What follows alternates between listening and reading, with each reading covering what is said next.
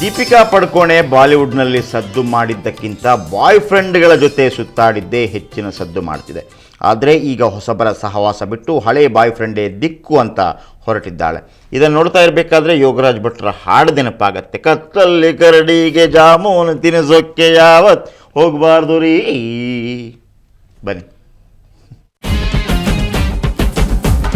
ಗರಂ ಮಸಾಲೆ ನೀನು ಗರಂ ಮಸಾಲೆ, ಗರಂ ಮಸಾಲೆ ನೀನು ಗರಂ ಮಸಾಲೆ.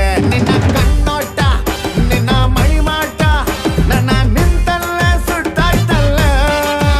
ನಿನ್ನ ಚೆಲ್ಲಾಟ ನಿನ್ನ ಕಳ್ಳಾಟ ನನ್ನ ಕುಂತಲ್ಲೇ ಕೊಲ್ತಾಯ್ತಲ್ಲ ಬಾಲೆ.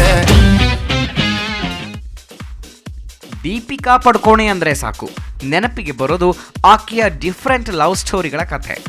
ಬಾಲಿವುಡ್ನಲ್ಲಿ ಮಾಡಿರೋ ಸುದ್ದಿಗಿಂತ ಈಗ ಯಾರ ಜೊತೆ ಇದ್ದಾಳೆ ಅನ್ನೋದ್ರ ಬಗ್ಗೆ ಎಲ್ಲರ ಗಮನವಿರುತ್ತೆ.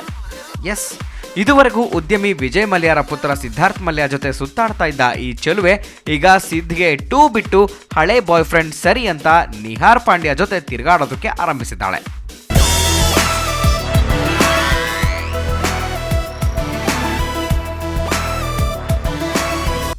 ಸಿದ್ಧಾರ್ಥ್ ಮಲ್ಯ ಜೊತೆಯಾಗಿ ಓಡಾಡ್ತಾ ಇದ್ದ ದೀಪಿಕಾ ಸಿದ್ ಎಲ್ಲೋ ನಾನು ಅಲ್ಲೇ ಅಂತ ಇದ್ಲು.